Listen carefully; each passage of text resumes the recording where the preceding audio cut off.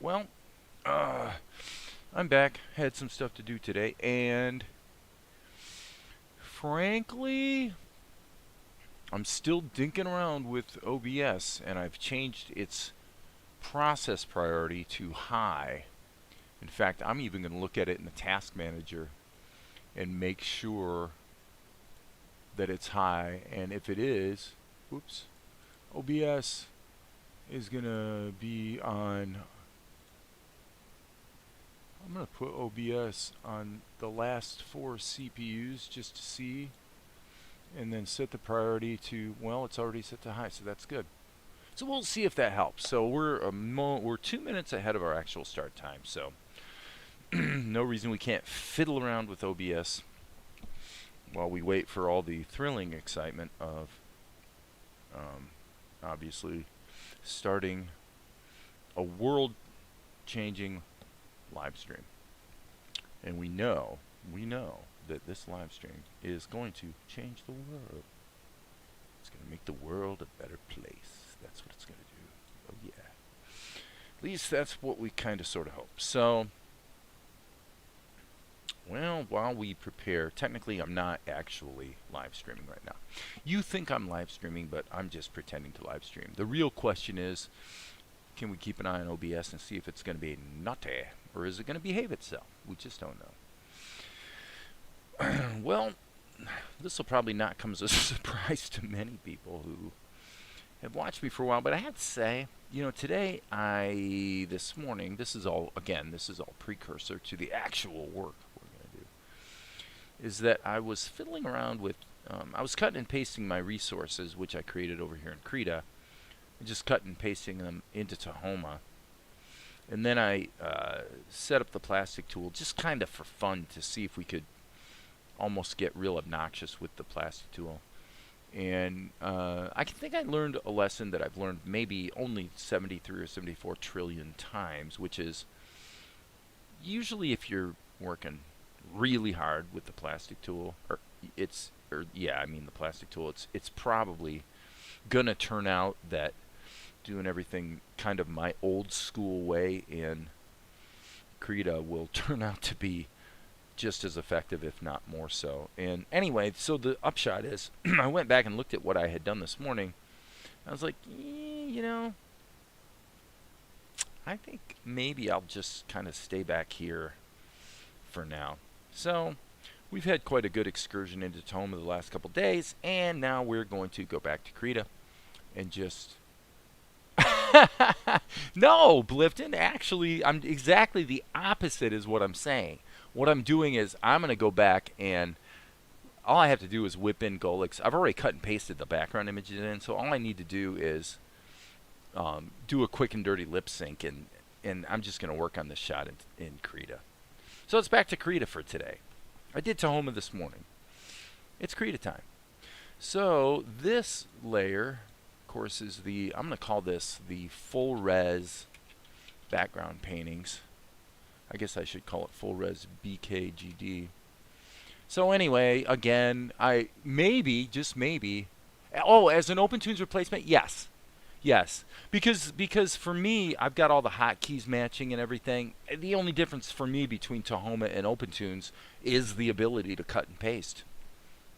And I love it that I can just cut and paste into Tahoma from Krita. So, and in fact, I've also been doing a fair amount of cutting and pasting back from Tahoma into Krita. It's just a little bit of a kludgy way that you have to do that. So, you want to see how you cut and paste back from Tahoma into Krita? Maybe you already know, but if you don't and you want me to show you, I can show you in about 10 seconds. And if you don't answer, I'll assume you just don't care. Finishing off my tasty beverage. But yeah, Tahoma, OpenToonz, same thing. There's a few niggly details that I prefer, at least the defaults for OpenToonz. Okay, so what was I seeing here? I was seeing why are we seeing that anime? Oh, I see. Okay, so this image and this image, I'll tell you what, this one's better. So I'm actually going to just smack that back there. And sure, I care. Okay, here's what you do. If you're in Tahoma and you say, I want to take this character, for example, and I want to copy him back into Krita because I've realized I really want to use the liquify tool, let's say, to do some animation or create a variation of his face. Okay? Well, what you do is you kind of solo the character in their own layer like this, and then you hit Alt F, and that makes it full screen, and then you hit N, which makes it actual size. Now, there is one caveat here, which is the little X in the middle of the screen, which you can see there. So far, that hasn't really been a problem. So I'm not quite... I'll bet you if we went... use the magic wand tool to remove the white background. So it's not perfect, but it basically works pretty well. The small caveat is if you then paste back into Tahoma, you're probably going to get a little bit of artifacting around the aliased, the alpha aliased edge. And the way you fix that is when you do your magic wand tool in Krita, you actually delete the background, and then you do the magic wand again and do like a 2-pixel blur. So that just in that little edge where the selection grabs the edge of the drawing, it'll blur it a little bit, and that tends to solve that problem. So anyway, the question now does become, it's a fair question, how do you get rid of that stupid X? And actually, I'm not really sure. That's kind of an overlay, so... I'm thinking if I hit Control R, I've got the rendered version. Okay, so let's just chase that rabbit for a moment. Let's turn off the, so let's turn off the background so we can hit Control R and now see if, are we able to Alt F on this window? It doesn't look like it, unfortunately. Fit to window, no. Full screen mode, there we go. Full screen mode, and then you would just have to, you might have to do this. You might have to kind of arrange things, but at least that gets rid of that stupid pink S that was in the middle of the screen. So it's definitely a crude, old school way to do it, but the fact of the matter is it actually works. So, anywho, it is the camera box. Oh, okay. Thanks, Amar. If you uncheck that option, it will hide it. Ah, thanks, Amar. Thank you. Camera box. So what is... Here's the... Where is that? Under view. Oh, down here? I've never turned off the camera box. Under view. Oh, I see. View. Camera. Ah, thank you. Amar to the rescue. There you go, Blifton. Now we know how we can do it. So it's Alt F and then N key. And you can just cut and paste and then use the magic wand to take the white background out. So that works quite well, actually. And if you really wanted to make it even easier to do it well, then you might actually put like a really bombastic fuchsia or green background behind your character so it's just even easier to do basically a chroma key. What's that? Somebody stole your longboard? Somebody stole his longboard. What'd you do? Set it out on the front porch?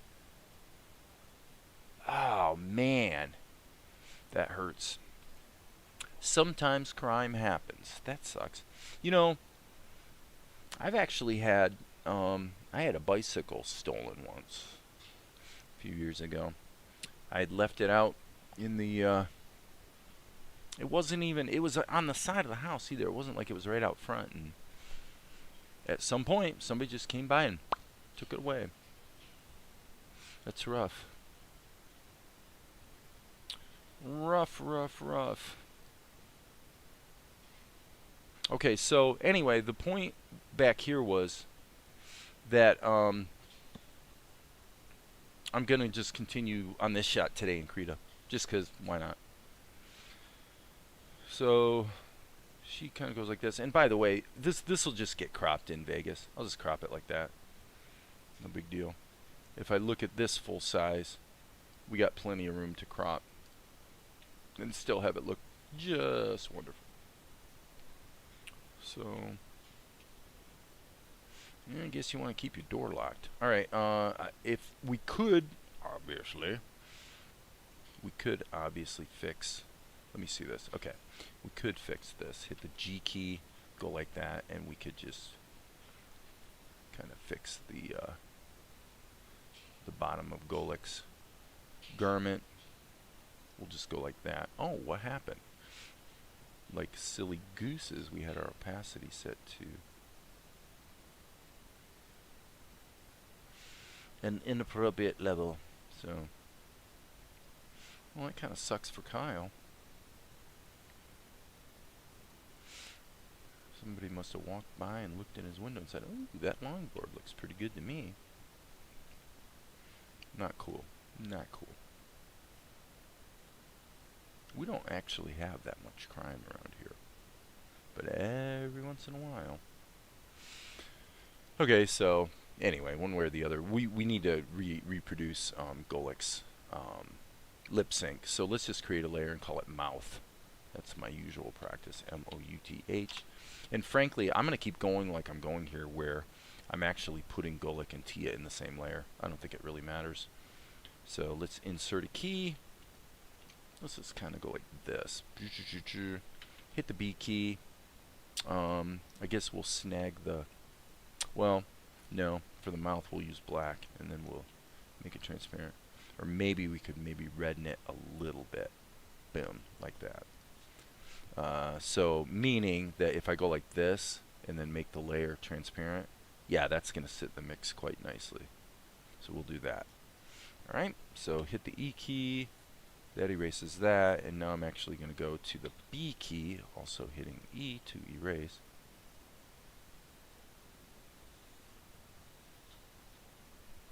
And yeah, I actually like the characterization here a little better too. Okay, so we got a few... Should send a request for an edit in external app option. Well, yeah, okay, you do that. Maybe Jeremy will put that in there. I think when he implemented cut and paste for us, you know, just a few short weeks ago, I think that's kind of what he was trying to do, is at least make it easier to exchange with other applications. So obviously that's kind of the point of being able to cut and paste. Actually, if you edit the actual file from the Tahoma project structure key and then refresh the disk in Tahoma, well, yeah, if you're willing to, I mean, look, when Tahoma saves, like if I cut and paste images into Tahoma, when I hit save all, Tahoma saves every single one of those images out in the extras folder. So they're already there on the disk. If I scan down here, I'm going to find them. See, there they are. They're all right there. So, you know, if you're willing to go to disk, it's not a big deal.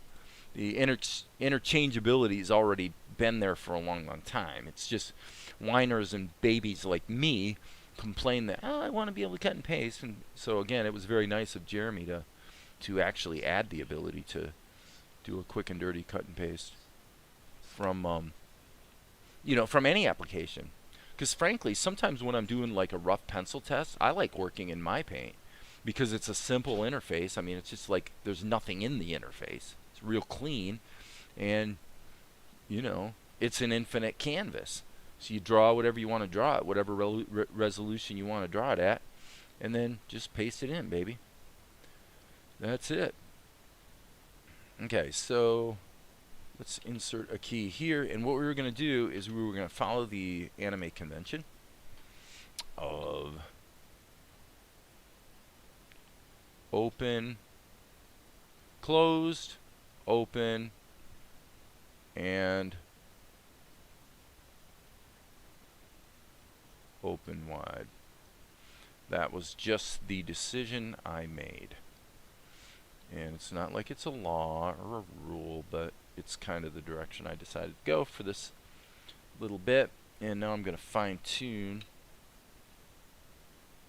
these shapes a little bit.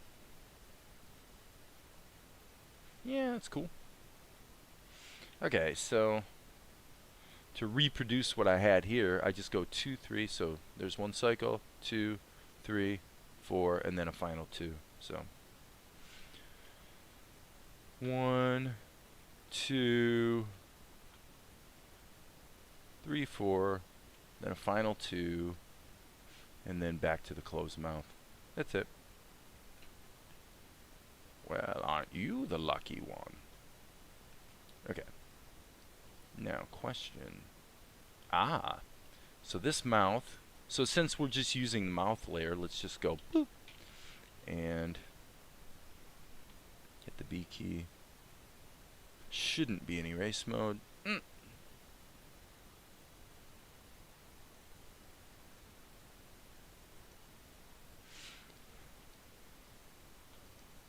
Okay. Now we've caught up. So once I quit yakking, talking to you good people. Hey Maria. Hi all. In and out as usual. Did good. A bit of work done good. I think a simple tutorial for people when they do their first GIF renders. How to set the background color by default, since the default background color implies a new user for background is already there. Yes, Amar. Do it, man. Do it. Do the tutorial on GIF animation. That would be good. Now, somebody out there would probably appreciate that. I still have the MS Paint app from '95. Yeah, quick and simple. Like I said, I don't even like my paint. Like the latest version. Don't want it. Don't need it. Blah blah blah. I just like if I pull up my paint, I can just. It's just a really fluid pencil sketch situation. And at any time, I can just hit Control C. There's no selections. There are layers.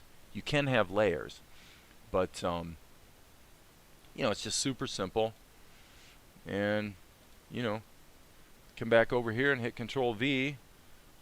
Or same thing with Tahoma. Just paste it in. You're good to go. And with Tahoma, it's actually kind of cool because this set of brushes in My Paint 1 pretty much is the exact same set of brushes. Like literally the same code base, everything, of the brushes that are in Tahoma. So, all the My Paint brushes. Now it looks like we just got our first disconnect and reconnect, but it looks like it reconnected pretty quick, so glad to see that. Okay, so she's gonna say this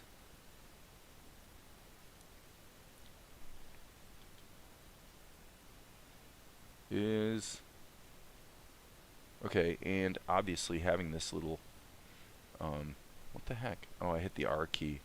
I don't even know what the R key does in Krita. That's hilarious. Oh. Okay, I have made the critical error. Let me see here. I've done it again. I can't believe it. I did it again. I did it again. Let me see something. Turn this off. Okay. Yeah, I did it again. I got to practice this. I have to take my right mouse button and click on that cell and then hit escape. Then I know I'm in the correct cell. So insert, and being in erase mode just doesn't work for drawing mouths. Okay, so now I'm going to actually say that needs to be kind of massaged a bit. This, let's do the whole onion skin thing just for a moment here. Okay, this is outrageous.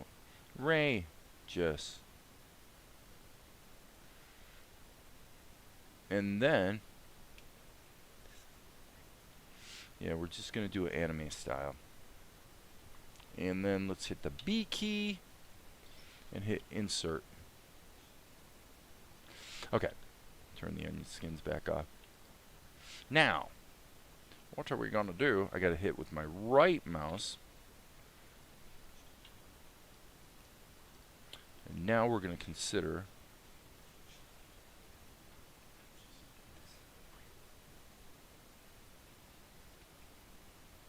right there.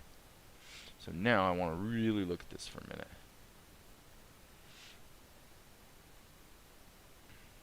I'm just going to redraw. When in doubt, it seems to be the law of the jungle. When in doubt, just freaking redraw. Redraw. Just draw over it. Just redo it, man.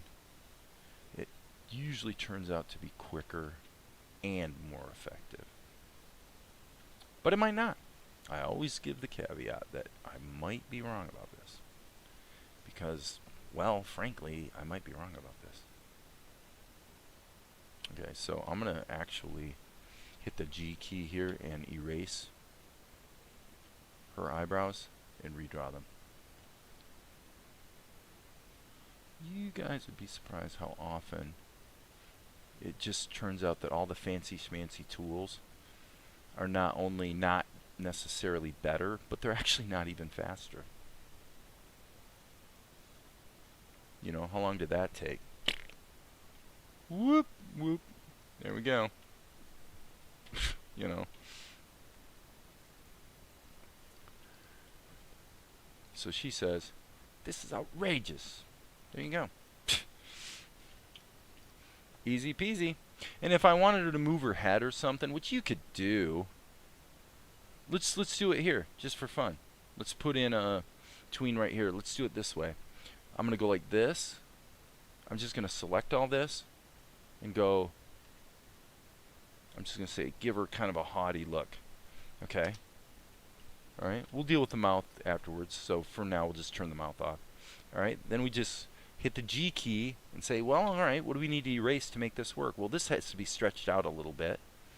And then we'll grab that color and just paint this in, like so. And then we'll just grab the dark color that kind of sort of looks like our pencil and copy this back in. And then we'll just toggle between these two keys and make it sweet. Right? It's so stupidly easy. You just do it. Right? And then we turn the mouth back on and say, well, this mouth, if we were going to do it, then this, we probably should put these on the same key like that, so that we can then just take this mouth right there and just, okay, not do that. Unfortunately, we have to sort of zip in a little bit.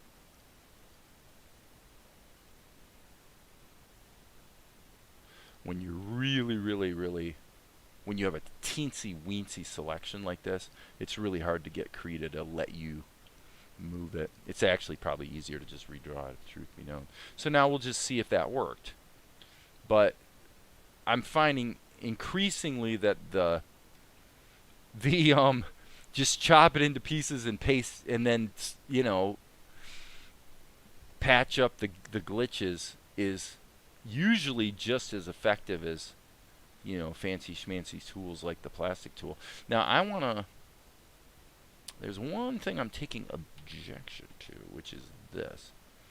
I'm not liking that line. And why is that? Undo.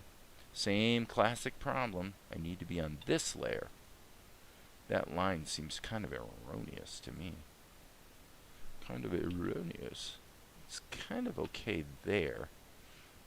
Kind of erroneous there, and there, there, and there.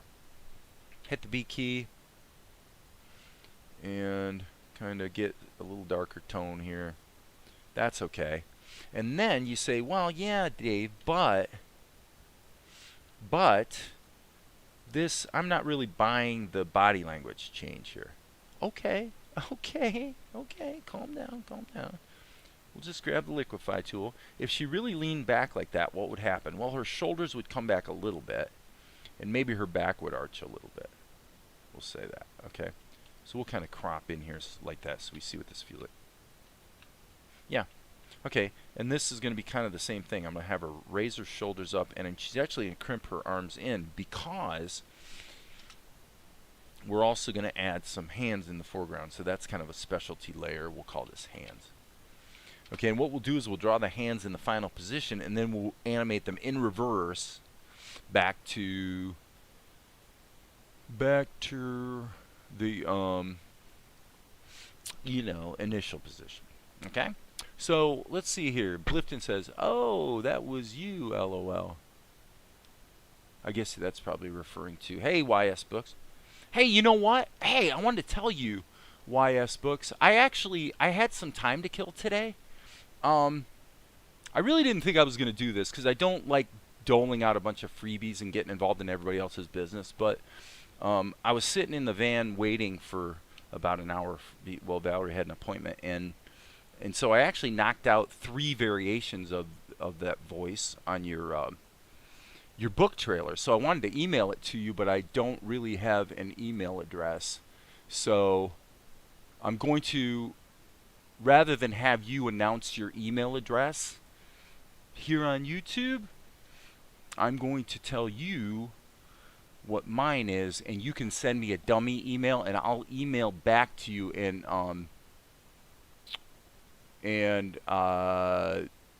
send you the audio.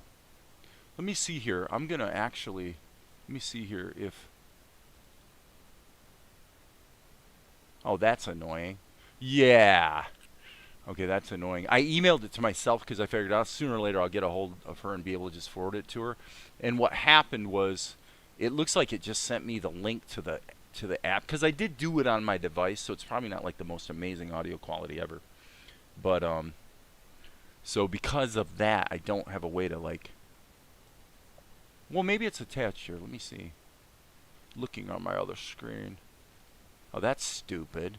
It didn't, instead of emailing me the audio, it's like I shared it to myself.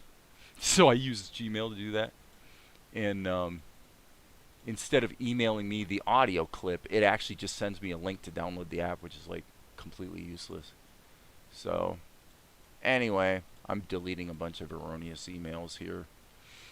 So if you email to PREMIER media design at gmail.com. You guys don't go spamming me, guys, okay? Please don't go spamming me. Fortunately, I'm so unpopular on YouTube that nobody's really going to see this. But if you email me just a dummy blank email to that address, I'll reply to it. And it looks like I'm going to probably have to export it from my device. And if I have to do that, I'll take 5 minutes and actually edit out the mistakes.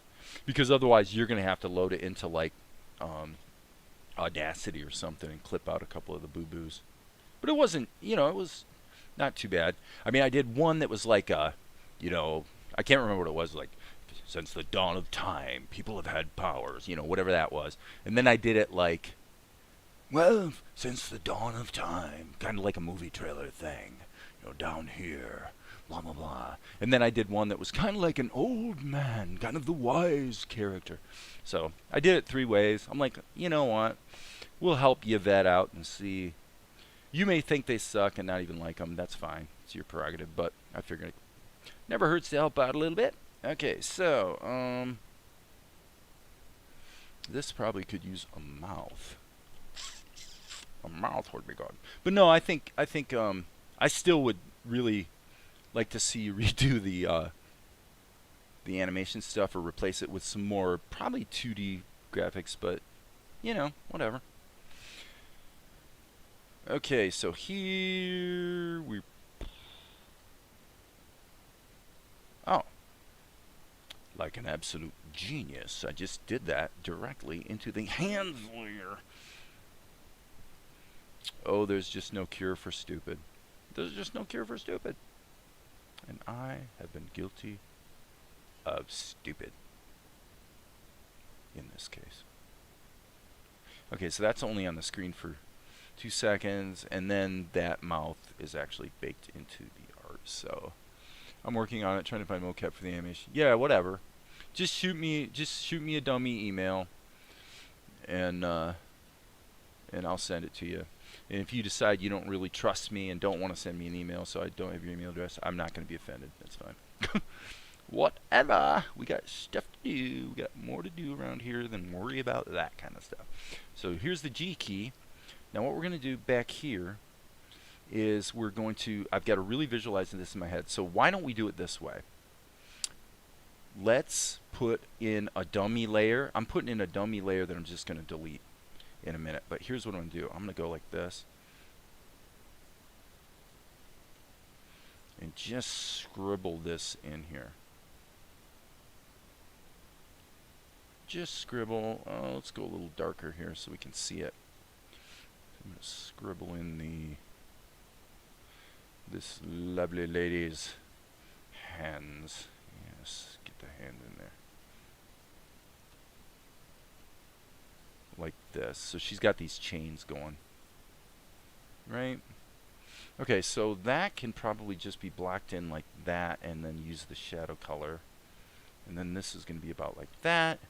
Okay, so that's our guide. And now what we're going to do is we're going to do this as simply as possible. We're going to take in the hands layer, we're going to put in a keyframe, and then hit the G key, and then I'm just going to do this as simple as possible. I'm just going to trace this, boom.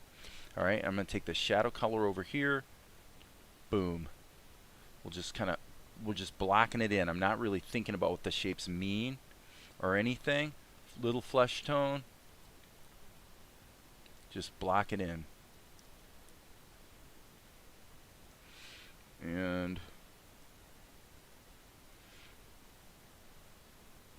like that, and then our guide will serve us quite well in a moment. And then we'll do black for the chains, maybe just a little bit off of black towards charcoal, and then we'll worry about deciding if we want the chains to have like, or I mean if we want the clamps to have like a chain hanging down kind of thing.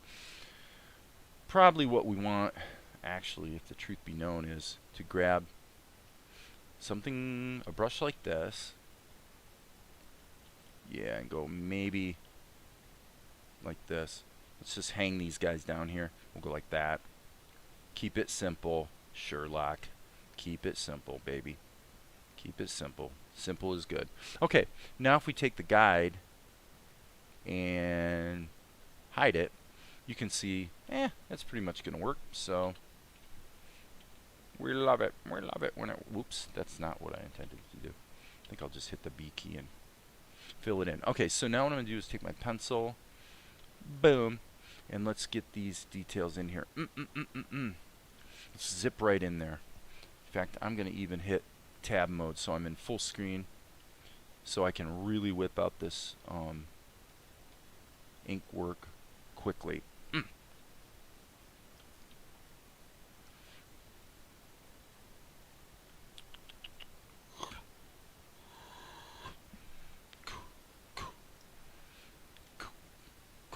There we go. I like it muy mucho. Still going to add some shadows, though. I'm not going to neglect shadows.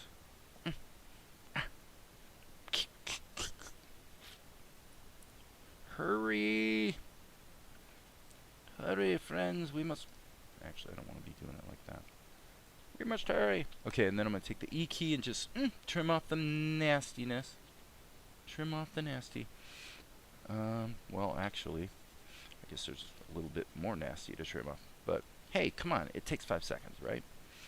So there's the 5 key. And back here, I'm going to say let's take the G key and put it in behind mode. Shift, Alt, Q. Just fill that in right there.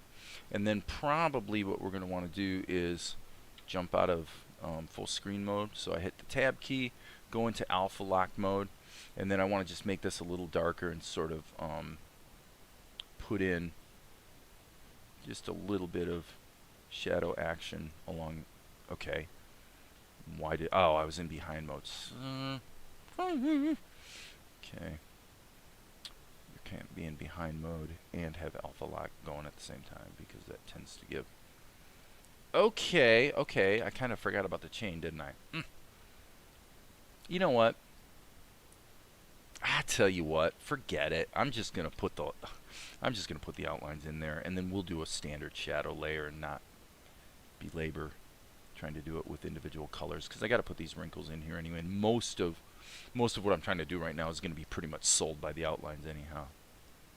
So alpha lock, boom, boom.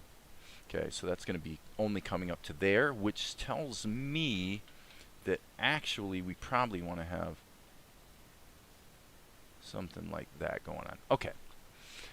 Now, shadows. Yeah, let's do shadows. Alpha lock down to 10%, let's say. And let's just kind of do this. Yep, that looks pretty. That looks pretty. Whoops, that was a boo-boo. I accidentally hit the right mouse button on my stylus, which is not good. Not good at all. So I'll do that. Okay, now this is the fun part. All right, let's look at this. Hello, interesting. What tool do you use for drawing shadows? No, what I use is this, the right there, the freehand path tool. I really like the freehand path tool because one of the things I always really liked in Tahoma was when I used the eraser. It really kind of bugged me for a long time in Krita. I couldn't do the following. I couldn't hit the E key to erase and actually draw a lasso. Because when I'm erasing, 99 times out of 100, I want to lasso it. I don't want to, you know, unless I'm doing a little fine-tuning around the edge like I did a few minutes ago. Well, you can get that with the freehand path tool, which I've mapped to the G key, but I think that's unique to me. So I use the freehand path tool, but if you hit GE, that puts it in erase mode. And let's see, on the hands layer, so that you can then, well, obviously it doesn't work if the opacity is down at 0, but you see it'll let you do the same thing. So what I find myself doing a lot is I'll hit GE to erase, and then I'll quickly hit BE to switch back to a regular brush without erasing. And it works. It works pretty well. Okay, so now here's the cool part, guys. What we're going to do is we're going to hit the A key, and we're not going to do any fancy schmancy stuff. We're going to do a little rotate, little down. Little rotate, little down. Okay, now it looks a little awkward, so I'm going to move it in closer. Actually, I want to think about this. That probably feels right. Little rotate, little down. And let me check something.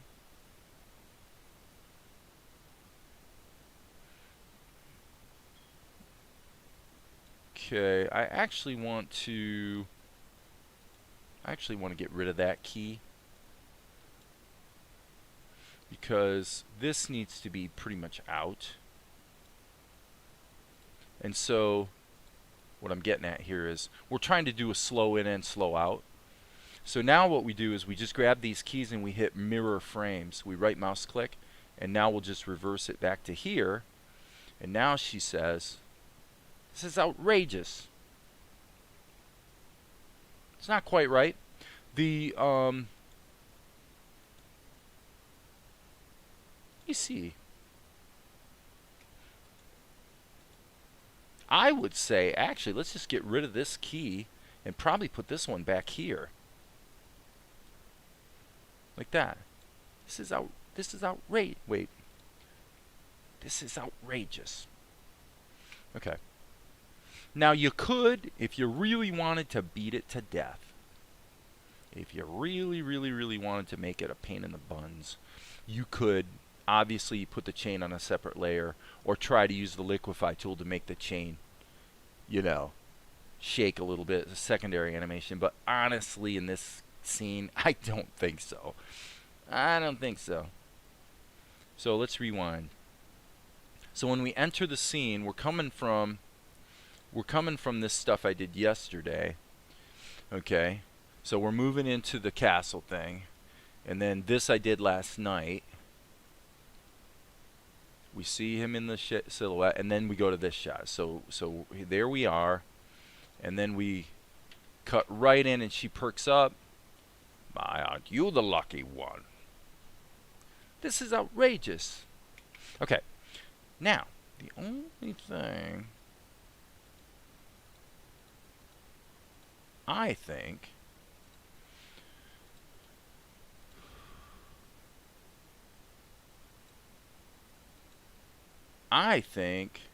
this expression should start back here.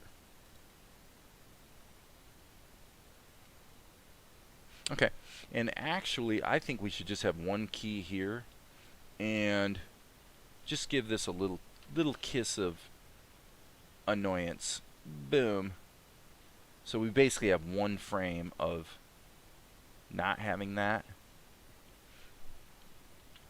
So I'm hitting the G key, what I just told you, Lemophius. I'm hitting the G key. If I'm going to draw solid blocks of color, why mess with the brushes, man? You know, if you know what you want to do.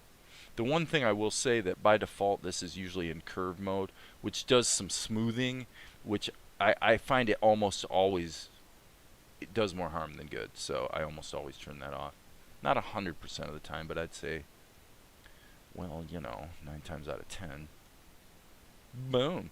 Okay, and then I'm going to take my B key, B, and I also did not hit E, so I guess I don't have to think about the E key. And look at that. Isn't that pretty? The only thing is this. So what you're seeing here, guys, is, you know, we're not using any fancy schmancy tools. It's just like, it turns out, usually, you just redraw the, you know, the expression you want. It usually works. So now when it cuts back to making, right? Saturday morning cartoons. Oop, reconnection. Looks like OBS just did its silly thing. Silly thing. And there it is. Okay. Okay, if I tell you that if I had it, if the stupid attachment had worked, I'd turn it around right now, but I'm going to have to get my device and get the audio file off that. So it'll probably be tomorrow. Probably what I'm going to do is figure out a way to get it on this machine so I can clean it up. It'll take a couple minutes, and then save it as a plain old MP3, and I'll just email that to you, and you'll be good to go. Good to go. Good to go. And we're rocking. Okay. So, file save. What time is it anyway? 6 o'clock. Straight up. 6 o'clock. Okay, so this is cool. So we're going to have this leaving, and then we've got this, and then we've got this. This is actually the shot we just did. And he says, oh, spare me. Okay. Groovy. So now what we're going to do, since we're putting our characters all in one layer, let's take Golik, and she says, boom. All right, so she says, it's outrageous. Boom, right there. So we'll put Golik on 63. So we'll go to 63. We'll just move Golik, copy over there. So I'm hitting Control Drag. We don't need the hands in there, obviously. So we'll just take on the hands layer and hit Insert, and that deletes that, puts in a blank keyframe. And then, of course, the background is wrong. So now I'm going to go down here in the background layer and just Control drag this under here. And now Golik's got everything all set up. Okay, what is Golik gonna do? Well, I should change the name of this to since it's characters, not TNR specifically. Alright, so we're gonna go to the care layer, and now I don't want to mess up this drawing and then find out, you know, it didn't work. So I'm gonna do a couple things here. I'm gonna backtrack a little bit. First thing I'm going to do is, I think at actual broadcast resolution, I think this guy's pupils are going to get lost a little bit. So let's embolden the pupils. Yeah. Okay. And since we just did that, we can just copy it over here. Okay. Now, it looks like we have an erroneous mouth here. So let's take Golik's mouth from here and move it here. Okay, that gets us to home base. Now what we're going to do is we're going to have a little fun. We're going to say, hey Steve. So we're going to say half a second. So therefore, I'm going to take the A key. Sorry. Quintessential mistake. I need to be on the mouth layer. I'm going to take the A key. Why are we seeing a selection? Let me see. Let me wiggle. Okay. Okay. I want to fix that. I'm going to hit the G key, E key, just like I was telling Limophius, and I'm just going to draw a lasso right here because there's some erroneous stuff there that wasn't supposed to be in the mouth layer. Okay, so now I am still in the mouth layer, so therefore now I can go to the next frame, hit the A key. Oh, come on. Really? Alright, GE. Everything that isn't the mouth better be gone. Now if I hit the A key, let's see what happens. That's more like it. Okay. Okay. A key. liquefy. And what we're going to do is we're just going to go just subtle. This is, Golik's always playing it cool. He doesn't wear his feelings on his sleeve. He's too smart for that. So if he becomes a little bit displeased, it's going to be a tight-lipped, you're getting on my nerves, girl. So what we'll do is we'll just kind of knock out these, and I'll even do one that's like more extreme than I think I want. Yeah, I don't think I want to go that far, but so you can see what happens. Now, you say, well, that's a little bit extreme. Boom. Okay, now what about the pacing of it? This is outrageous. Okay, so now this is important. You really want to have that. Even if you have this continuity here, what I find is you always want half a second. Yeah, Sketchbook Pro is real simple too, yeah. You want a half a second to let the audience settle into the shot before you start moving things around. For that reason, this key right here is probably a little too early. It really should have, yes. We really should let that breathe a little more. So it's, frankly, I'm going to actually change this right now. I'm changing all the timing on this because I'm kind of feeling it. So I'm going to take this, hit the Alt key, and I'm just going to move all this stuff downstream. Let's see if that boogered anything up, and if it didn't, we're good to go. Yeah, that's definitely better. Okay, so we cut to Golik, and we want to have a half a second before he goes,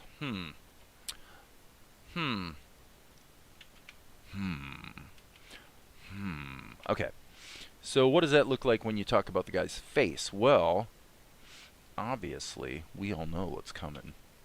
We're going to do the same thing up here. So we're going to do some liquefy. Okay, so this is kind of the sort of thing I was doing with my plastic tool in Tahoma earlier. Same thing. Same thing. We're just going to kind of let him evolve into a look of relative displeasure. Relative displeasure. Even his eyes will begin to squint a bit more. Oh, this girl is going to be the death of me. I get so much grief from these females. Blankety, blankety, blank. Get the idea? Alright. So now we're doing the timing the same as the mouse. So she says this is outrageous. It's outrageous. There you go. Perfect. If I do say so myself, it's perfect. I'll say that with a Cockney accent, and Steve Riggs can weigh in right now, Riggs. Hey, speak up, Riggs. Why don't you tell us if I'm doing a bad Cockney? I might be. I really don't know. I'll try. I do my best. We'll see what happens. All right. Boom. Okay. I like it. So now that we've gotten to here, and Steve's getting annoyed. That's not a very good Cockney. Because maybe Steve's actually a Cockney. I don't know. And he might have actually found that offensive. So, hope not. Okay. Let's get rid of the dummy layer. And there... it's not bad. Thanks, Steve. Oh, you are kind. Well, whenever you have the people that really know, you know, that can criticize, that's a wonderful thing, actually. Okay, we want to be in the character layer, by the way. I want the initial position here to be just a little bit softened. I'll tell you, the worst Cockney ever was Dick Van Dyke in Mary Poppins. Like, the worst British accent in the history of cinema. You'll demand nothing, young lady. You've been promised to Prince Vespar, and to Prince Vespar you shall be wed. Today. I'm liking it. I'm liking it. The question is, as far as the poses go, how much does he actually say? Okay, yeah, so he says, oh, spare me, and then he moves into frame. Okay, so there you go. That's all we need him to say. So that means most of our work now, since we've already got that really nice expression, all we got to do is go to the mouth layer. So let's click on mouth. Or if we're not stupid, we'll get in the habit, as I said before, of using our right mouse button here in the timeline, because that causes Krita to actually switch to the correct layer. That is such a hugely important thing. Okay, so I'm going to go ahead and do this voiceover the traditional way, not the anime way. Meaning, I'm going to actually draw the shapes. So he's going to say, oh,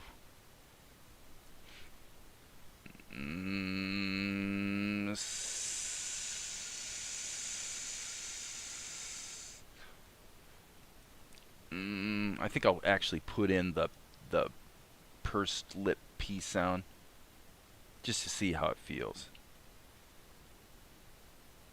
Spare.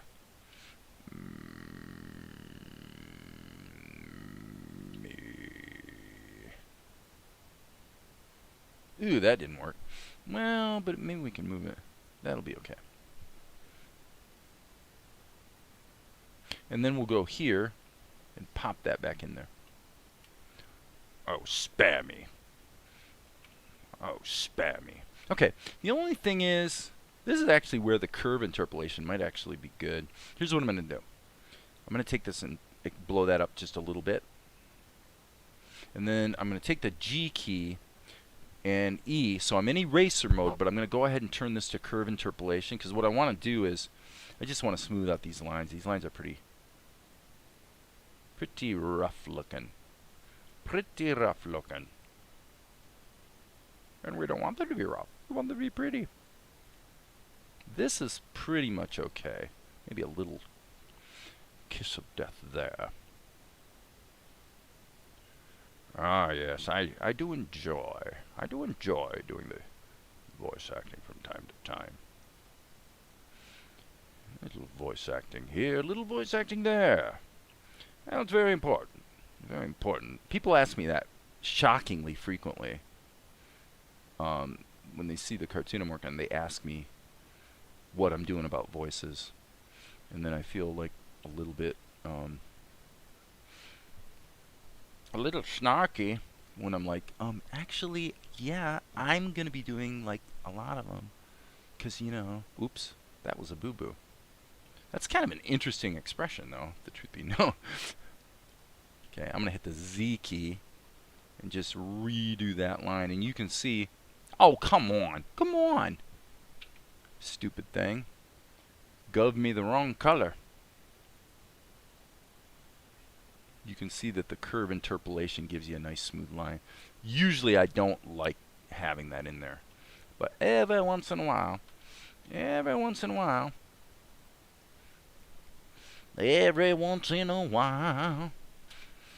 oh, spare me. Okay, I don't like this. This is, I'm going to hit the A key. Watch this. I'm going to go mirror horizontal. Nope, mirror vertical. I'm going to literally flip it over. Just flip it. Oh, spare me. There we go. Okay. So now if I wanted to do any additional body language, it would probably be important for me to bake the voice, or the lips, the mouth, into the main character so that I could then do some tweaks. If I really wanted to do some secondary, thanks, good. Well, I basically do it two ways. I mean, I do it the way I just did it with Golik, where at 8 frames a second, it's almost always on 2s, but sometimes you want to let it stretch out. Like, actually, this is a good example. If this stretched out for 3 frames before the word, so he stretched out the word spare, oh, spare me, right? Oh, spare me. You could do that. You could do that. This is actually a little winky too, though, by the way. While I'm here and I'm thinking about it, I'm going to actually liquefy this a little bit. Yeah. Yeah. So some characters tend to look good on every 3rd frame. Most are every second frame, and then every once in a while I'll do like this where I actually put in the, when he says the P in spare, I just stick that in between. And here I put the M before this because he's going to say me, so I want to just put the M in there for one frame. Usually the closed lip shapes only ever want to be on the screen for one frame. Now obviously if you're operating at 24 frames a second, you can do the math accordingly. Whereas this methodology does not look as good generally, but you know, if this gets translated to a different language, this is all going to look just as stupid as this does. So it's your trade-off, people. That's your trade-off. Okay. Now, what does happen is Golek moves into frames. So what I'm going to do is I'm going to hit Insert to get rid of his mouth, and then I'm going to come down, again, using the right mouse button to grab this cell. Okay. Hit the B key, and what I want to do is essentially bake his mouth into this particular layer. So I'm going to kind of match the, let's see, the mouth is at 66% opacity. So since I'm baking it in, I'm going to go here and just make the color 66% opacity. So when I draw it in there, it'll probably be about right.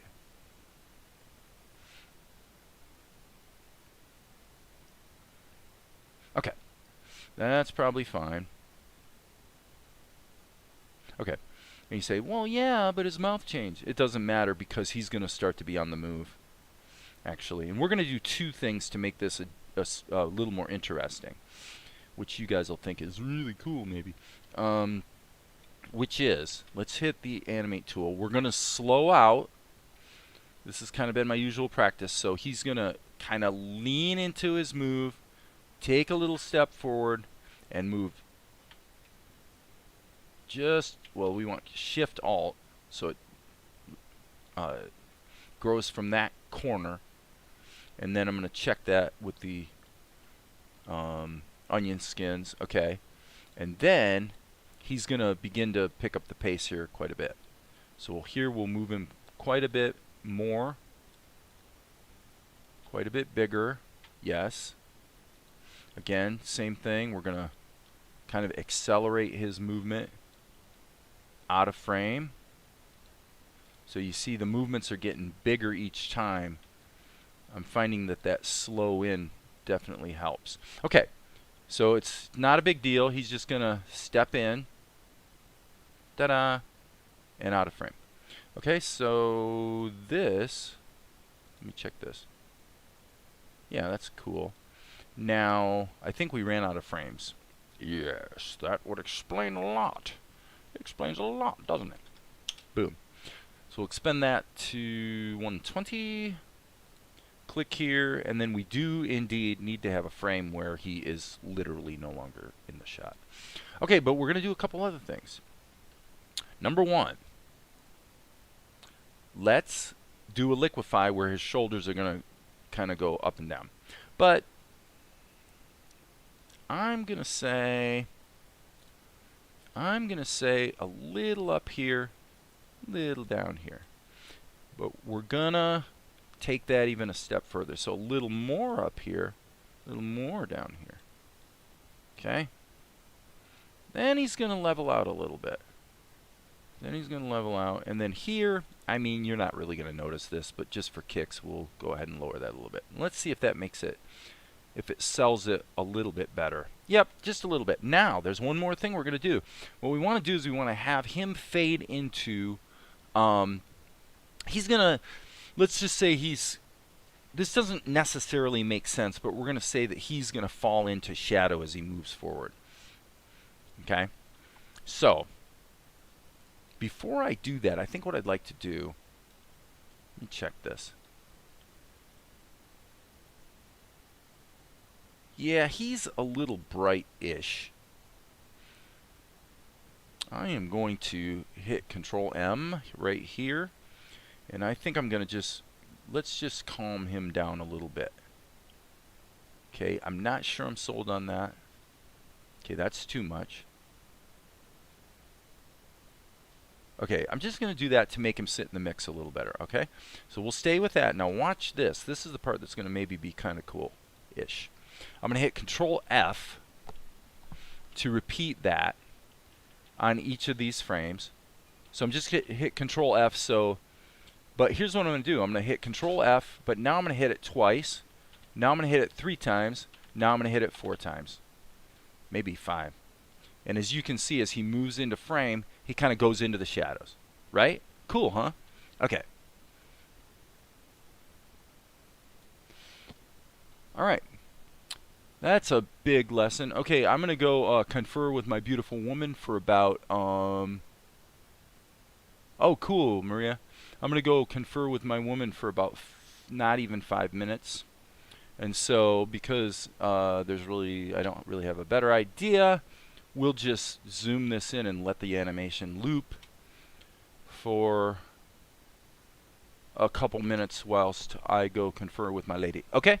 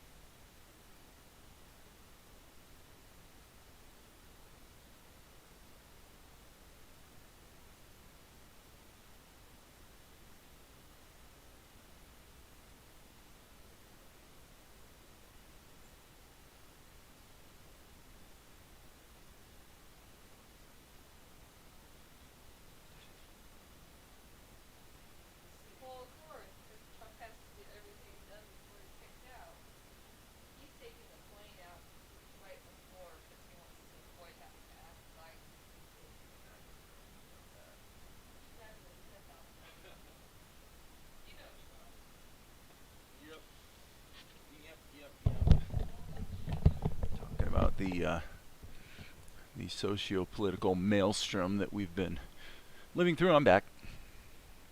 Anybody got any criticisms? Anything that's really annoying anybody, like a lot? If it's a little, I'll probably say, tough. But if it's a lot, then I'll say, oh, maybe I should take a look. No comments so far. But yeah, we've knocked out, holy crow. Yeah, we've knocked out 15 solid seconds of finished, complete animation here in how long? Not very long. Not very long. I can't see on my... Where does YouTube tell me how long I've been? Oh, I guess I started around 5:20. So in an hour? Oh my goodness. Dude, nobody does 15 seconds of finished animation in an hour. Come on, you can't do that. That's impossible. It's impossible. It can't be done. Yes, it can. I think not.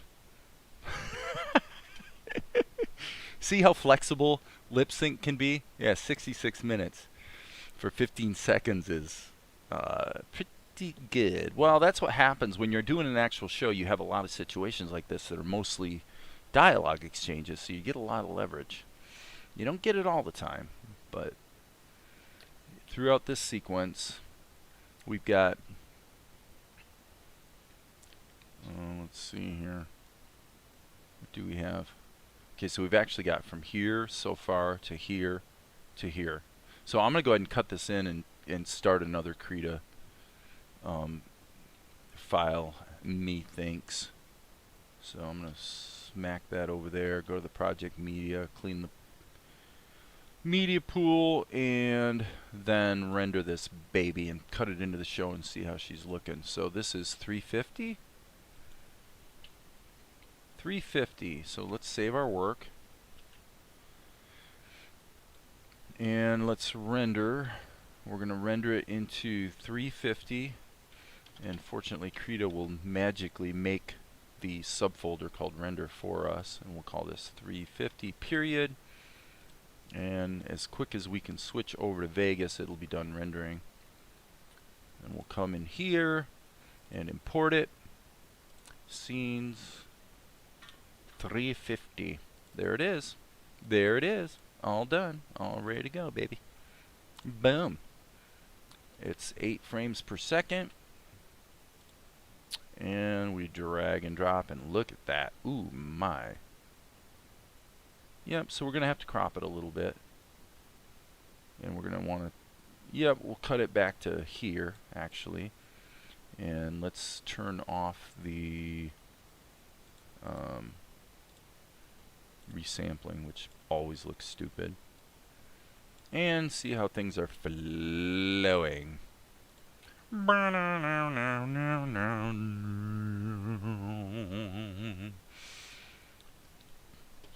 Have footsteps, chinky chink. Ah, right there. Stop. Okay. You know, this is what happens. You find that you... Boom. Cut. That's got to be cut to there. Do.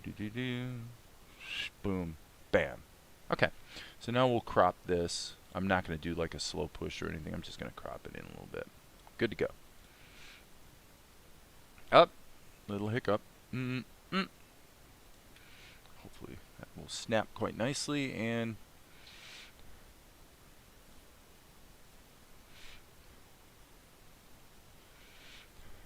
I like it. I like it. Spare me. And he moves in, and that's that. And then we cut to the wide shot. Now the wide shot's going to be actually this shot again. This image. So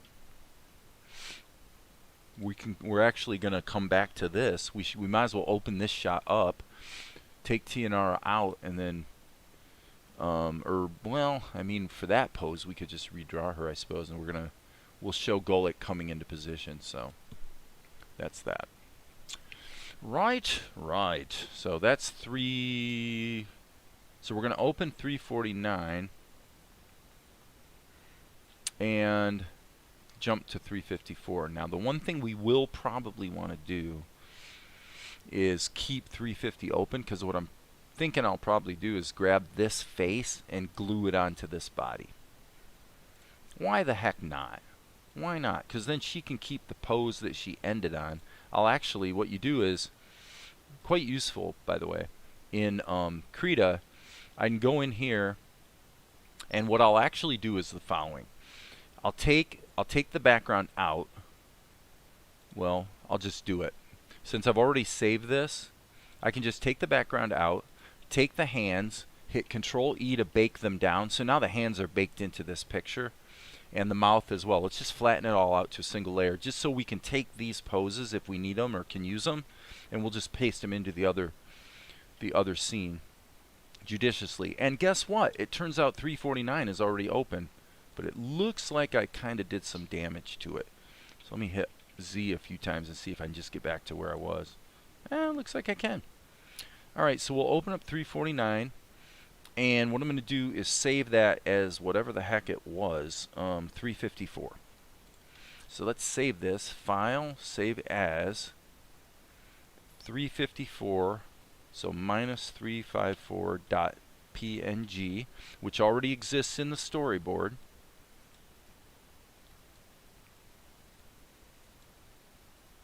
And we will also save it as a Krita file. So there's that. Okay. So now, because Tia... Okay, we don't need this in here.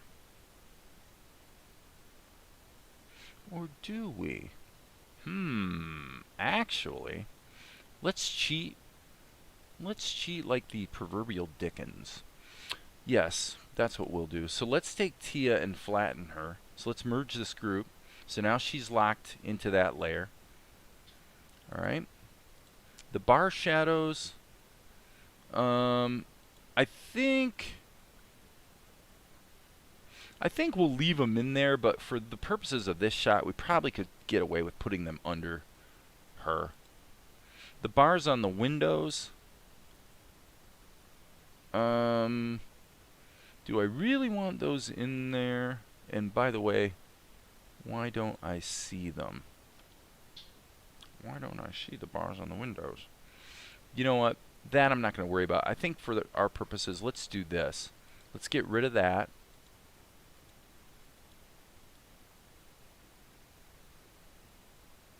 You see what this is? Okay.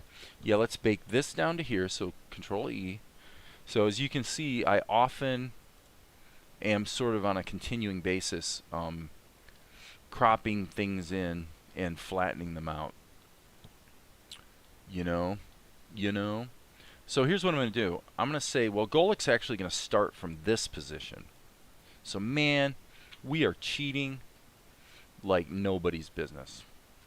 Okay, and now what I'm going to do is I'm going to animate this kind of into position after I fix Tia. So here's what we'll do. Let's save this. This is 354, so that's all saved. And we're going to come back here. This is not what I want. Oh no, get it out of there. Leave me. Okay, and then what you can... Oh, and Krita just blew up. Good thing I've been saving my work frequently. Save early, save often. That's what we say. So, nobody's saying too much. They must be spellbound by the amazing work being done. So that's actually a bit problematic because actually, that does kind of create a bit of a hassle because the one shot is going to have to be, I'm going to have to reproduce that one pose, but that's okay. That's okay. We can live with that. In fact, I'll show you a even crazier, tricky way to do it that's a big cheat. So what we're going to do is open 354.ping.cra. So I'm going to open minus 354.ping.cra. Boom. Okay, so now we got that back. And what we want is we want the pose at the end of the last shot of TNR. So I'm going to do this in the kludgiest way possible. And the kludgiest way would be to take shot 350 and actually jump into the, not the extras folder, but into the 350 folder. And I'm actually going to just chop her out of her background.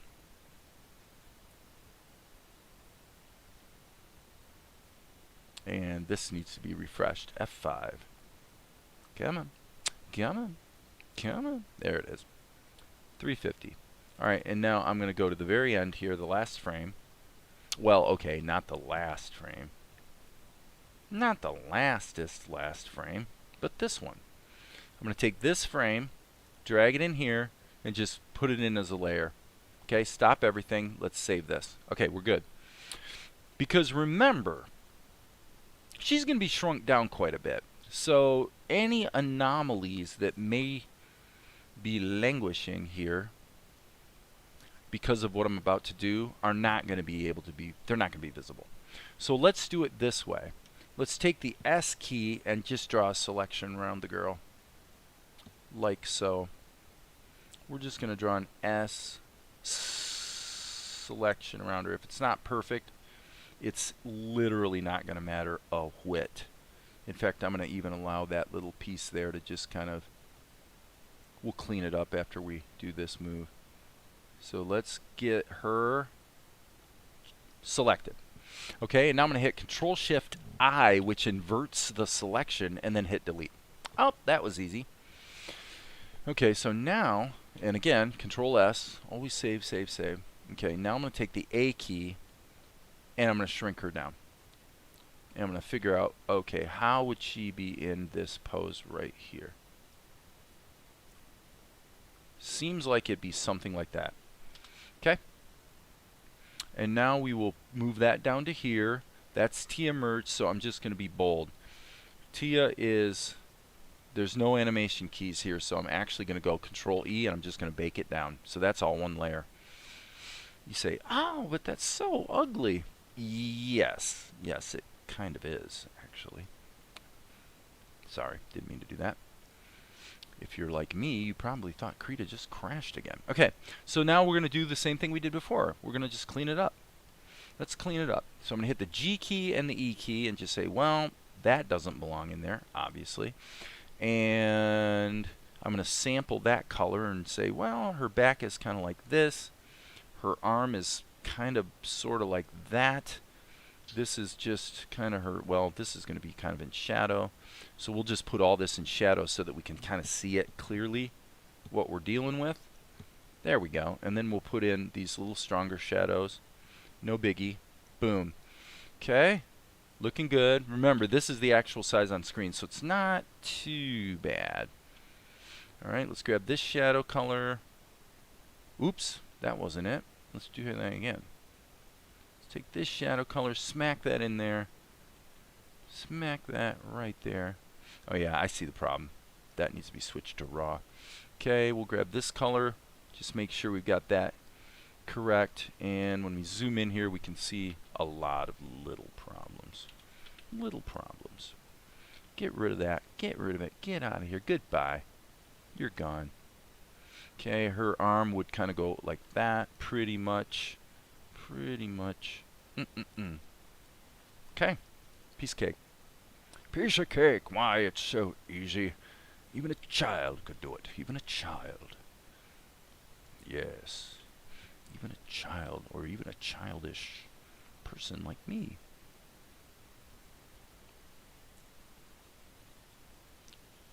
There we go.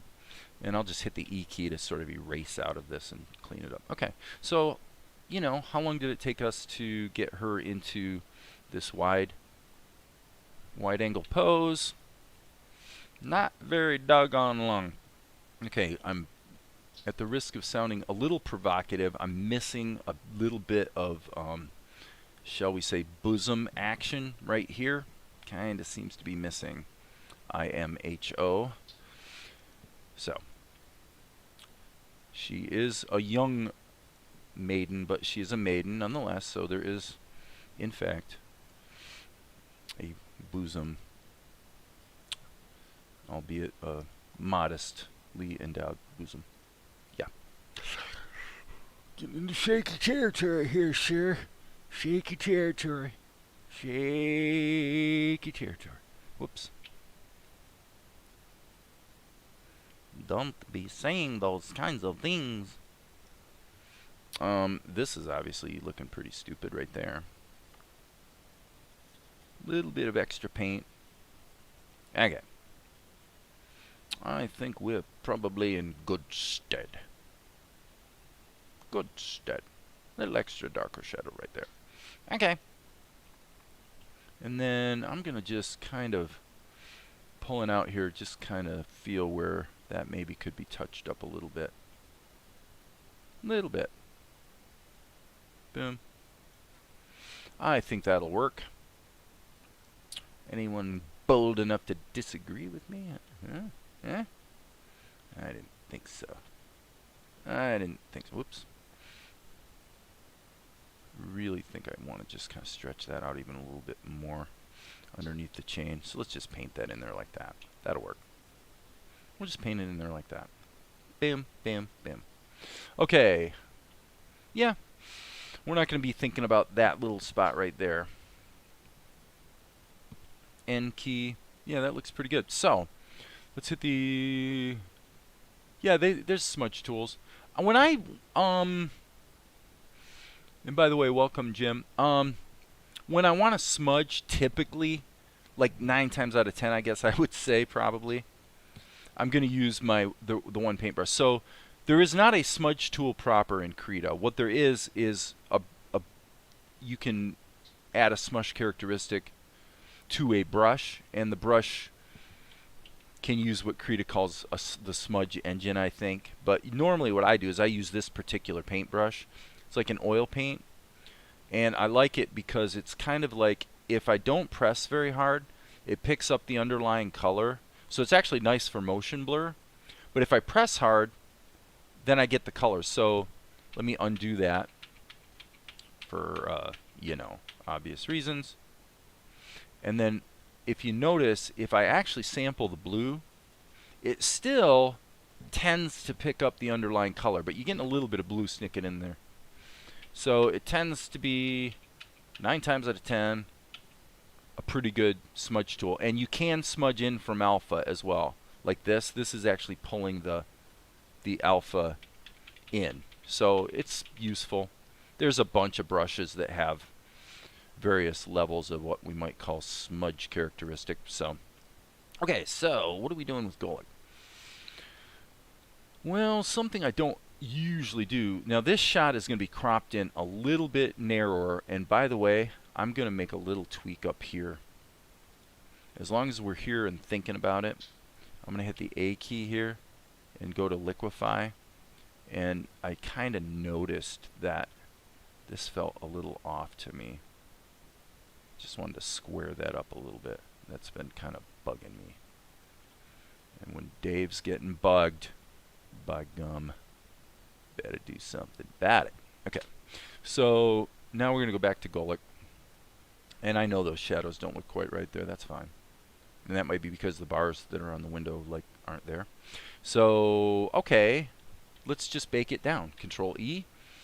And now what I'm going to do is I'll use the paintbrush that I was just advertising to go like this, and then we'll add a real dark color, and we'll just pretty much assume that we can get away with doing something like this. Doing something like this. You know, again, from the long shot, I did note earlier that it's a little idiotic to think that there would be bars on the windows, considering that the windows are like 300 feet up off the ground. So like, who's going to climb out on that ledge, right? But details, details. If somebody wants to write me a fan letter and tell me about the big mistake I made in my show, you know, that's certainly their prerogative. Because, you know, I'm a glutton for attention. Okay, so let's see. It doesn't look like there's any comments or blah, blah, blah. So Golik already has an animation key. So we've got to get him over the course of, I would say, to here. So I'm going to put in this key here and say, I'm gonna draw him where he's going to end up. So let's say he's going to end up here. Nope, nope, nope. He's kind of a squat little guy. So he's going to walk up to her like this. Okay? So now, let's turn on the onion skins, and what we're going to do is throw in a dummy layer. Okay? And the dummy layer is so that I can map what I'm going to do, and it'll make everything quite a lot easier. Okay, so what I'm going to do is just take this and say, okay, Golik's head goes from here to here. Okay, the edge of his body goes from here to here, And so this is almost like an X sheet in the sense that it's a planning tool.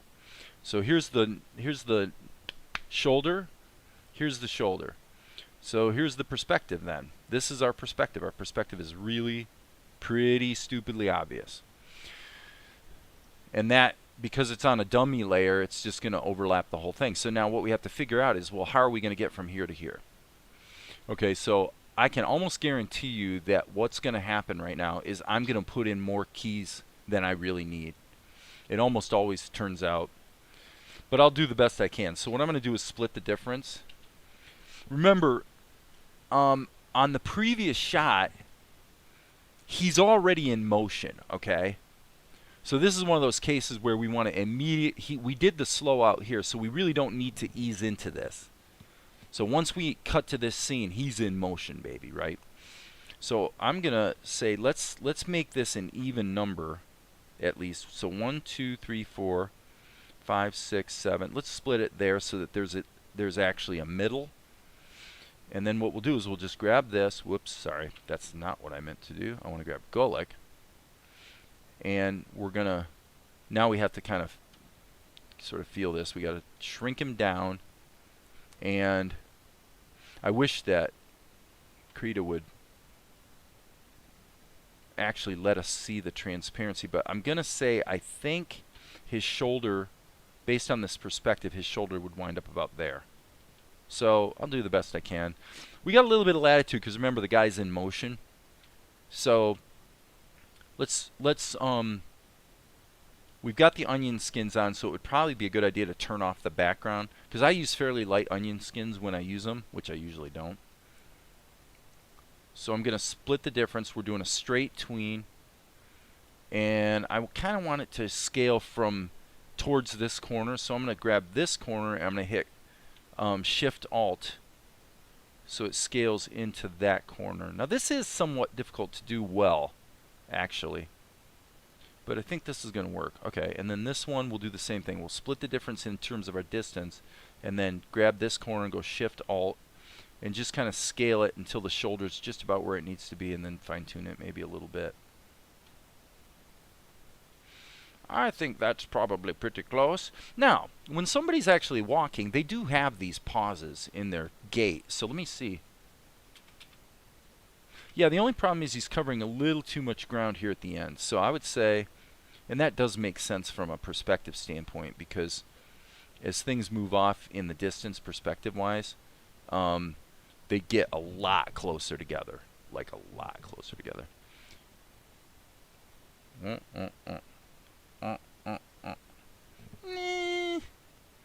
don't know. I think I'm gonna put extra keys in there. So this is there. So I'm gonna go ahead and split the difference. What the heck? It might look good. I just don't know. It's worth a try. It's gonna take me all of a minute to test it. So let's go here and let's put this one, splitting the difference again, and again just shrinking in to try to find that position. And let's just see. Ooh, bad jolt right there. Ooh, bad. Bad. I'm just going to delete it. I'm going to delete that key right there. Just Control Shift X. Get that key out of there. So we're getting from here to here.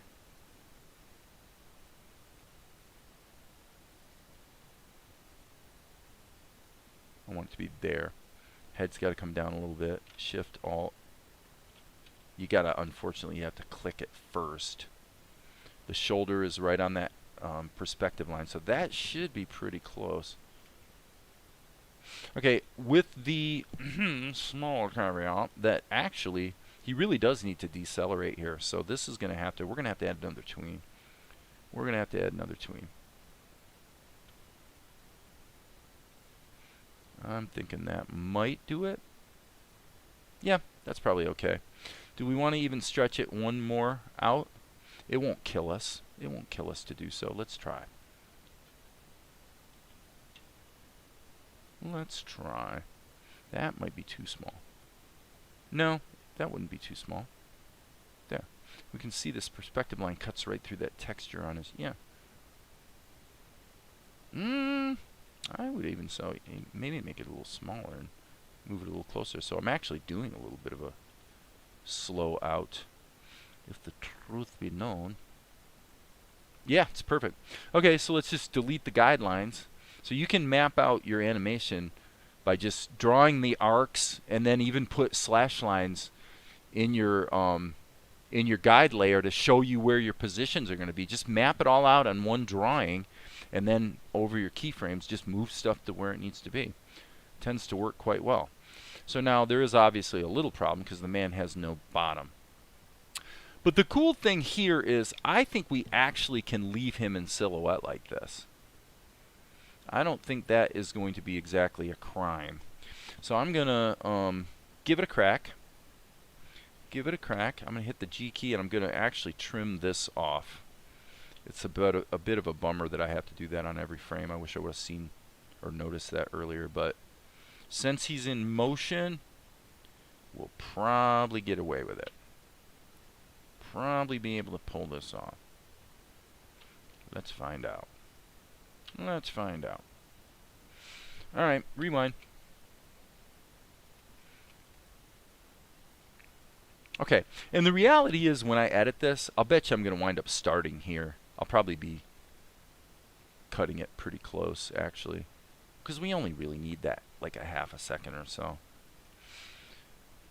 Okay, stop here. Let me see. Yeah, he needs to be pretty close to her. Okay. File, save. What does he say? So he says, oh, spare me. Okay, I'm going to make this. Walks over to her. I'm going to make that a parenthetical. Boom. So it sort of reminds me that we're switching shots there. Yeah, I think what we want to do is, actually, let's do it this way. Let's make this exposition not a character. Hello? That's not exposition, you villain. Why is that being centered? Okay. And that should not be all caps. So he walks over to her, but he says in voiceover, this is Golek VO. Whoops. VO. Okay, so he's going to be...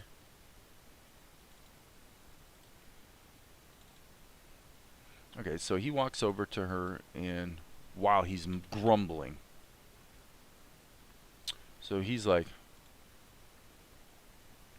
He's going to go, spare me. You ought to show your mother a little appreciation. And by the time he gets over to her, he's already said that line. So we're not even going to worry about the lip sync on that line. We want to keep things moving here, people. Moving. All right. Anybody got any comments out there? Speak up. I'll forever hold your peace. Darn it. Save, I said. Okay, so this... And by the way, actually, now that I'm thinking about it, this is a little tricky shot. If we're going, okay, I need to think about this for a minute. If we're going to crop this in a bit, and I'd say we are. In other words, this is going to be cropped a little tighter than the earlier shot of TNR. Okay, let's go to full screen here. So this is HD. If this was cropped to broadcast HD, we'd lose about 30%. So this is pretty much our shot. And we'll probably crop it from the top. Okay, so that buys us an advantage because now we don't have to worry about Golek's feet, actually. So I'm going to hit the G key. And, okay. And let me check. Okay, that looks good. So I want to just get the basic vibe of his body language. And I think that when he finishes up here, he should actually be in this pose. You ought to show your mother a little appreciation. So his shoulders should be coming into a hands on the hips kind of thing, I think,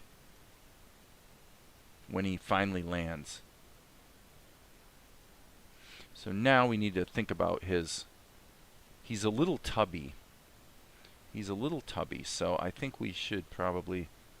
Yep, that looks like Golik. Good, good, good, good. Maybe a little tubbier. Yep. Okay.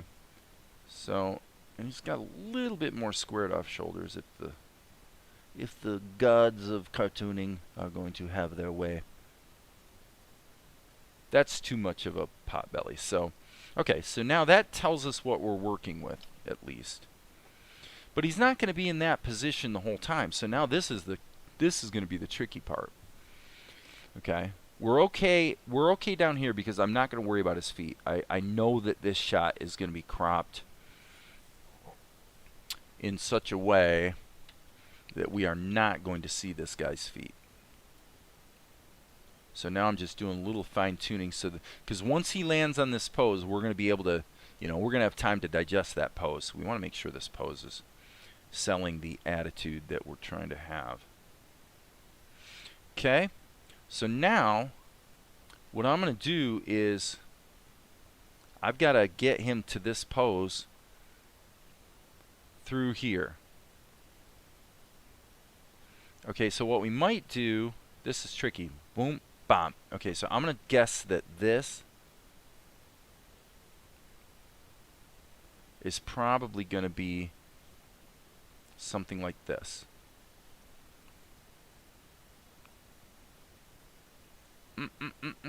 Just it's all in silhouette, so okay.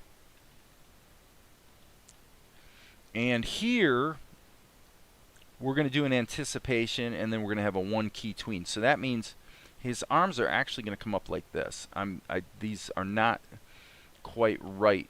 The dimensions of it aren't quite right, but I think that this will work. It might not work, but I'm going to try.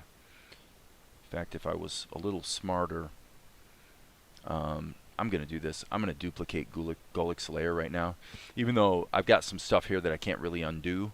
I'm going to kind of give myself a backup plan here in case I really botch this.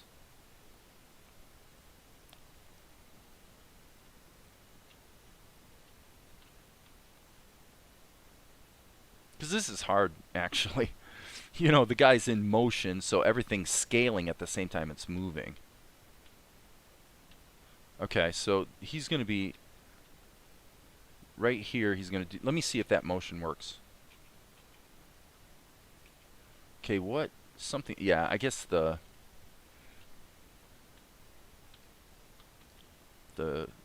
flashing around doesn't help. The flashing doesn't help at all. So what I can do is just get these correct one at a time.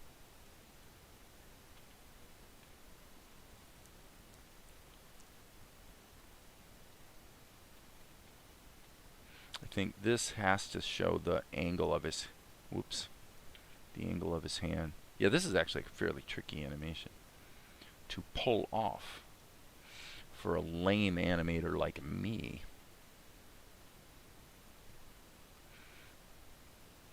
I think Glenn Keane could probably swing it, but I am not Glenn Keane, so I'm just gonna be little old me.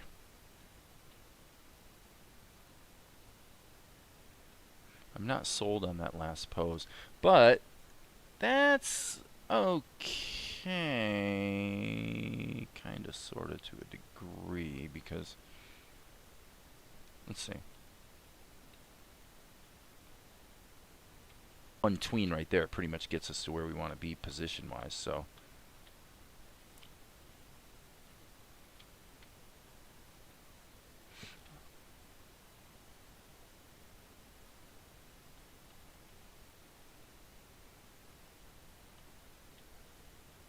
okay, so what I'm looking at is pretty much the outer extents of his shoulders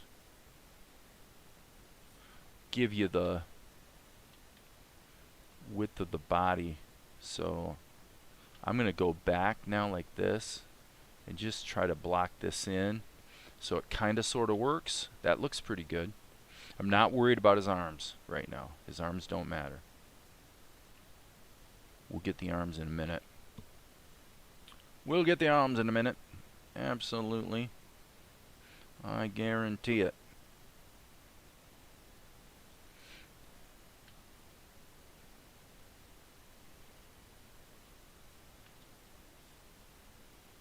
All these little edges right here and stuff, those don't matter. In fact, truthfully, they look good, if you ask me, because they suggest that there's sort of some accoutrements to his costume, if you will. So I actually don't mind that. But obviously at some point this gentleman does kind of sort of need to have some arms. So, arms are good. We like having arms. He's saying, you ought to show your mother some appreciation. Yeah, so he's got a... I'm going to stop him here. That's what I'm going to do. I really think... show your mother some appreciation. I like that. If we have the dialogue underneath that and we never see his mouth, it actually is better if he lands a little distance from her. Let's flip it back this way. I'll show your mother a little appreciation. I think that's actually a stronger. That's a stronger shot. Wow, I'm down to one viewer. Everybody's tuned out, man. Nobody likes me anymore.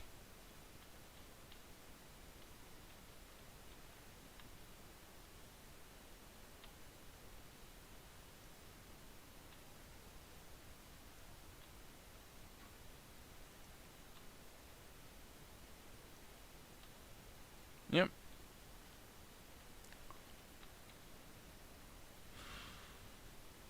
Nobody likes me anymore. All my friends are gone. They're gone. They're gone, I say. Wait a second. 8 concurrent viewers. A minute ago it said 1. That's weird. What the heck? What the heck? Yep. Look at that. He's walking, baby. This is actually pretty convincing. You ought to show your mother some appreciation. I mean, that really works. It's not going long enough. We really need to let it breathe a bit, so we'll go 32, but from a storytelling standpoint, it feels really good. Because the next shot's, the thing you gotta remember is the next shot's gonna cut to a close-up of Tianara. Okay?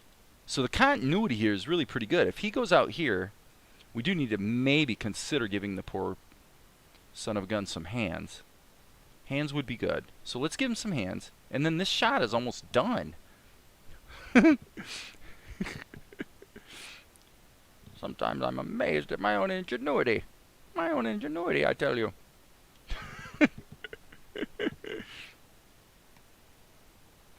So we'll double up a fist and kind of make it look like there might be a thumb there. Double up the fist and kind of boom. Alright, and something about this isn't quite slamming. Okay. You ought to show your mother some appreciation. I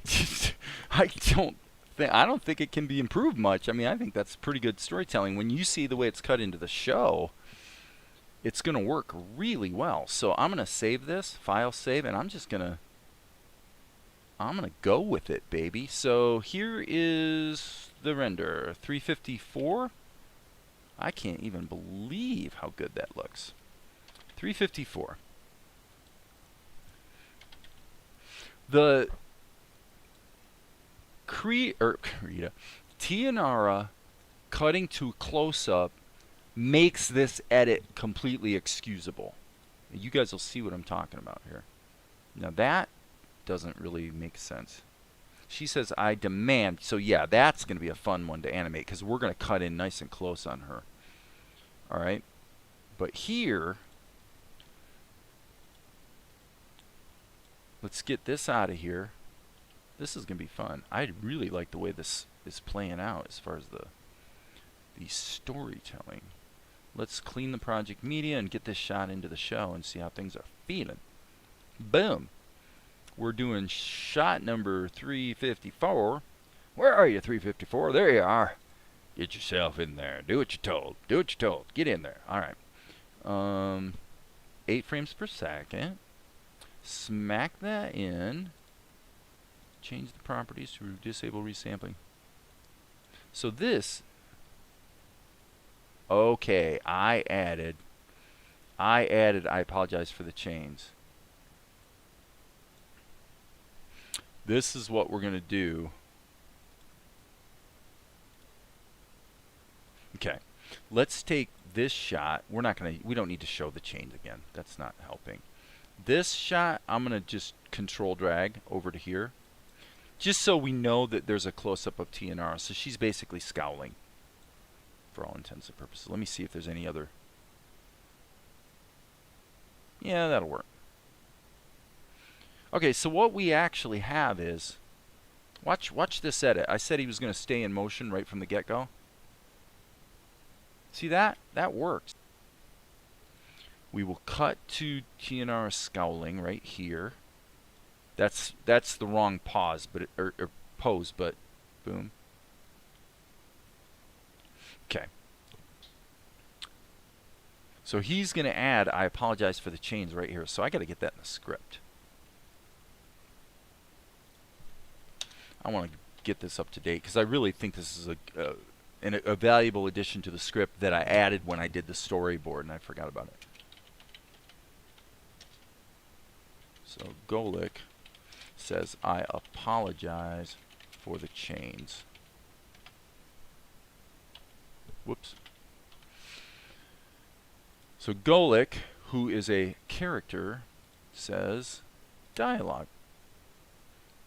But TNR will have none of it. So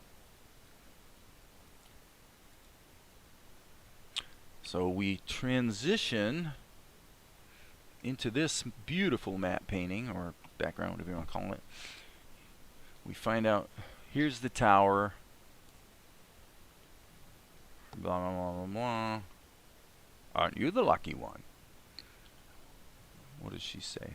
This is outrageous. Oh, spare me. You ought to show your mother some appreciation. Grr. I apologize for the chains. I demand, you'll demand nothing, young lady.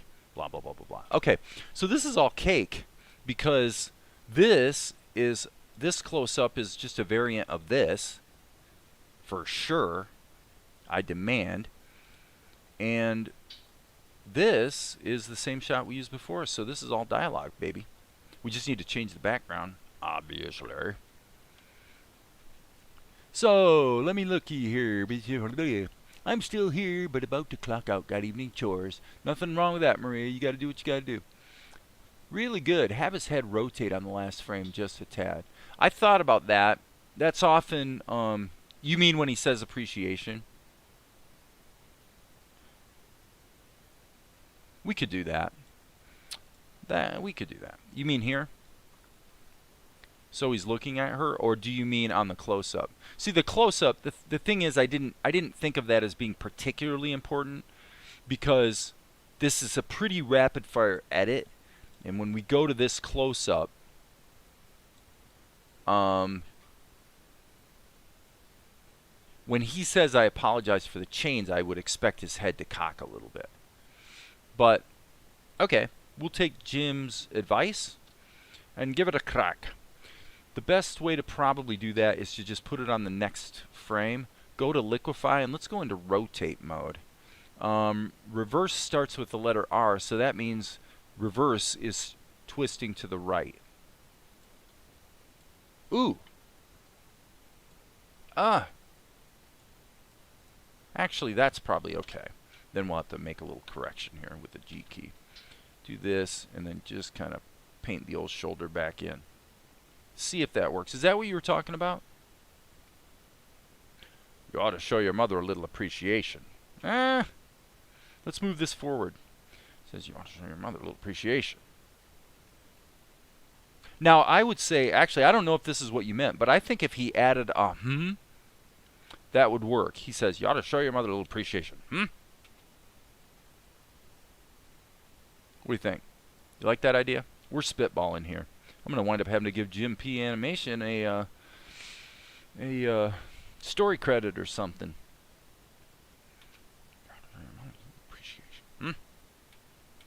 Nah, I think it's too nice. Chiropractic with Dave. Oh yeah, right. Twisting his neck, right? Definitely. Okay, I'm not happy with this. I think it adds a tiny hint of gentleness in Golic that I really am not liking the way it feels. Yeah, this is subtle stuff. Okay, let's try it a different way. Let's go forward here, and then let's just cut him. Let's do it the more better way, which is go like this and actually just turn his head and see what that feels like. I still don't like it. I feel like we're trying too hard. I mean, obviously I didn't spend the time to like make it perfect, but I don't know if that's really working for me. I'm going to overrule that idea, I think. What I would like to do, however, is do some standard liquify. In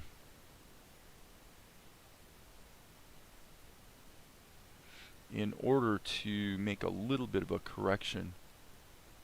So here, let me just look at this for a second.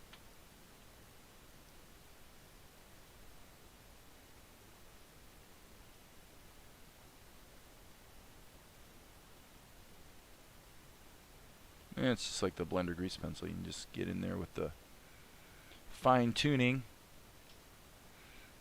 and you know, fine tune it.